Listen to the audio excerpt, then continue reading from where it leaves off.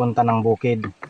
Ganito yung pagkuha ng yung process ng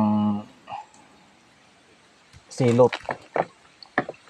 Wow, ang sarap. Fresh na fresh. Mga ilang piraso yan lahat, Pastor? Siguro mga 20. More or less 20. Pero palaging inilalagay ko nito 20 piraso eh. Andun dami pa. Sa mga gustong kumain ng buko,